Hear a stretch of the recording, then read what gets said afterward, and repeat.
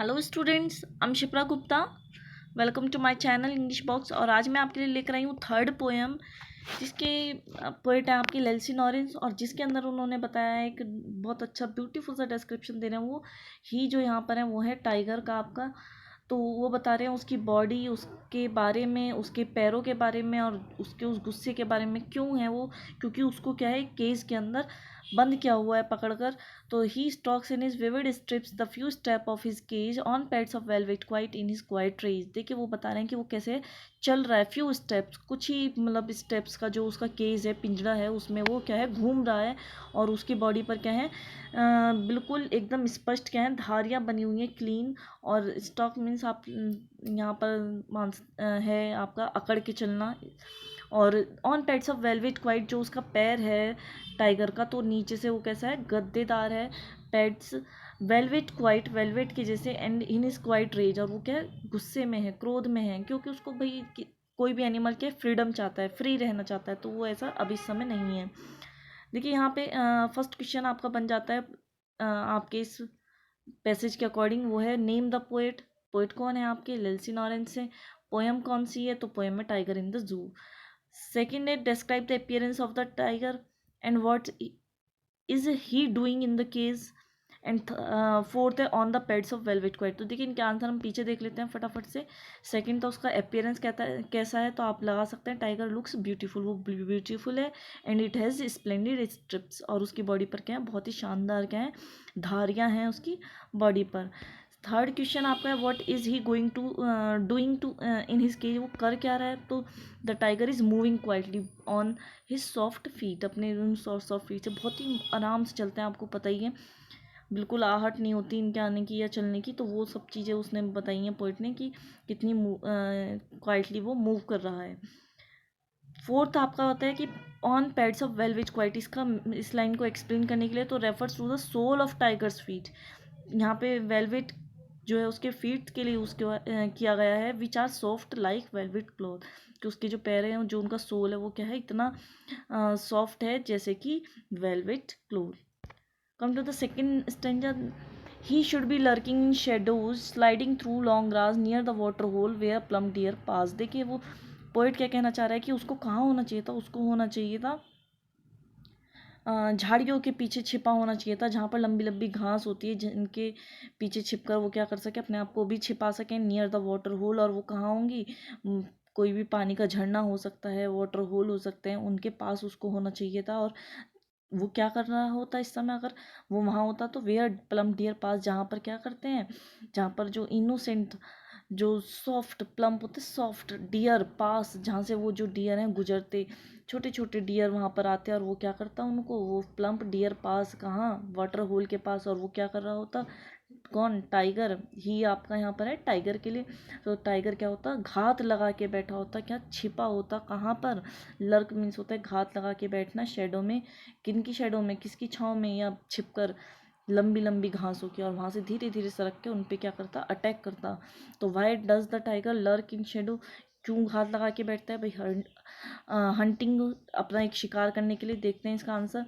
The tiger lurks near his prey in darkness, ताकि वो क्या कर सके, छिपकर अपने शिकार कर सके, prey. And he has to attack the prey secretly, क्योंकि उसे अपने शिकार पर क्या करना है, अटैक करना है। कैसे? सीक्रेटली। नेक्स्ट आता है why does the he slide through long grass. तो सेकंड का आंसर है the tiger slides through the long grass in order to attack the prey. क्यों सरक सरक के आता है वहाँ से वो? क्योंकि वहाँ पर, या क्यों रहता है उन लंबी घासों के पीछे? ताकि वो अटैक कर सके। The long grass hides him from the prey, ताकि शिकार की नज़र उस पर ना पड़ सके। तो इसलिए वो छुपा के रखता है, और जैसे ही वो आते हैं उन पर अटैक कर देता है। और ये क्या करता है? It makes his hunting job easy, और इससे उसकी हंटिंग जॉब क्या होती है, ईजी हो जाती है। थर्ड क्वेश्चन है why does he go near the water hole. और प्लम डियर का मीनिंग, तो देखिए प्लम डियर का मीनिंग है well fed deer. Well fed means पौष्टिक एक तरह से। और थर्ड था आपका वाटर होल के पास क्यों जाते हैं? तो the tiger goes near the water hole because the deer come there in large number to quench their thirst, क्योंकि वहाँ पे बहुत सारे डियर आते हैं, और वो क्या करते हैं, अपनी प्यास को बुझाने के लिए वहाँ पे बहुत संख्या में वो आते हैं। And they become easy prey for the tiger, और वो उन्हें ईजिली क्या कर लेता है, अपना शिकार बना लेता है। बट अभी ये सब वो पोइट इमेजिन कर रहा है कि उसको वहाँ होना चाहिए था, और वो ऐसा कर रहा होता। बट अभी वो केज के अंदर है, पिंजरे में है। He should be snarling around houses at the jungle's edge, और उसे कहाँ होना चाहिए था, ही शुड बी उसे होना चाहिए था, उसे घुर्राना चाहिए था। स्नॉल होते हैं घुर्राना, अराउंड हाउसेज कहाँ, घरों के आसपास, जो आसपास गांव बसे होते हैं जंगलों के, तो उनके एट द जंगल्स एज, जो जंगल के किनारों पे गांव या घर बसे होते हैं उनके चारों तरफ वो क्या कर रहा होता, घुर्रा रहा होता, baring his white fangs his claws and terrorising the village. और क्या कर रहा होता, वो अपने दांतों की वजह से, अपने पंजे की वजह से, जो चमकीले से हैं उसके, तो उनसे वो क्या कर रहा होता, टेरराइज, आतंक फैला रहा होता, कहाँ, गांव में, विलेजेस में।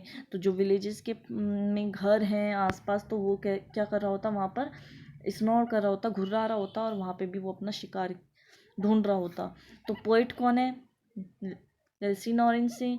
पोएम कौन है, टाइगर इन द जू है। ही कौन है यहाँ, पोइट थोड़ी है यहाँ, ही है आपका, ये है टाइगर के लिए, ध्यान रखेंगे, ये है टाइगर। फिर एक्सप्लेन आता है कि इज नॉट अराउंड हाउसेज और what do white fangs show, ये वाइट फैंग क्या शो करता है, और ये थर्ड क्वेश्चन, इनका आंसर देख लेते हैं। तो देखिए, ही कौन है यहाँ पे, टाइगर है आपका। The tiger moves around about gruelling near the houses, वो क्या कर रहा होता, ग्रो कर नियर कर रहा होता हाउसेज के, terrorise the villagers by showing his clause, और इससे क्या होता, उसके पंजे को, उसको देख के सारे गाँव वाले क्या हैं, डर रहे होते हैं, उनमें आतंक बैठ जाता। White fangs shows anger of the tiger, जो वाइट फैंग्स हैं वो क्या, उसके जो सफ़ेद दांत हैं वो किस चीज़ का शो है करते हैं, उसके एंगर को। फोर्थ है, but he is locked in a concrete cell, पर वो कहाँ बंद है, उस कॉन्क्रीट सेल में बंद है। हिज स्ट्रेंथ बिहाइंड बार्स, अब उसकी स्ट्रेंथ कहाँ पर रह गई है, उन बार्स के पीछे। तो देखिए, कॉन्क्रीट सेल दैट मीन्स वही केज है, पिंजरा है, और बार्स वही सलाखे, पिंजरा।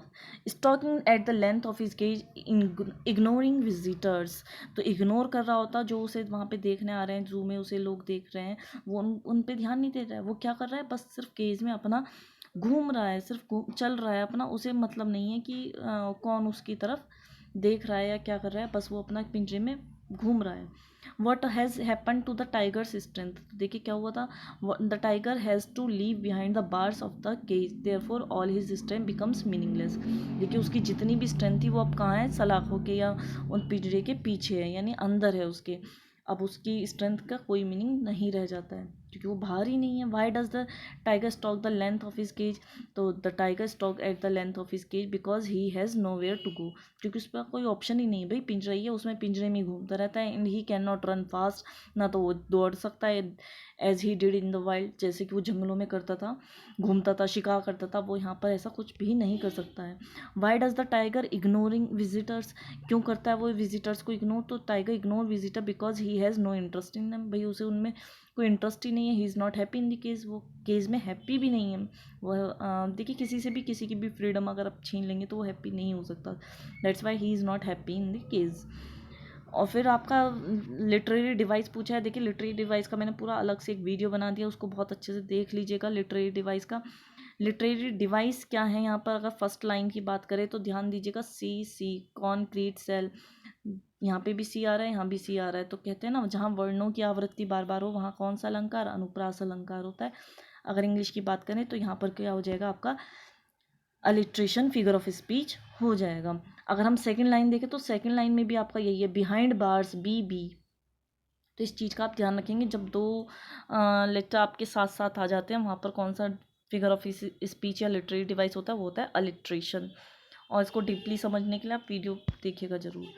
नेक्स्ट एंड लास्ट स्टेंजा है, he hears the last voice at night and he the patrolling cars and stairs with his brilliant eyes at the brilliant stars. He hears the, देखिए अब बात कर रहे हैं उस टाइगर की कि कैसे टाइगर ने लास्ट नाइट क्या है कुछ आवाज़ें सुनी थी, किसकी, पेट्रोलिंग कार्स की, जो क्या कहते हैं गश्त लगाती हैं या फिर जो घूमती रहती हैं उनकी। And stare with his brilliant eyes at the brilliant stars, और वो क्या कर रहा है, उन तारों की तरफ देख रहा है, उन ब्रिलियंट स्टार्स की तरफ देख रहा है अपनी उन ब्रिलियंट आइज से। स्टेयर मीन्स दैट मीन घूरना भी होता है और देखना भी होता है।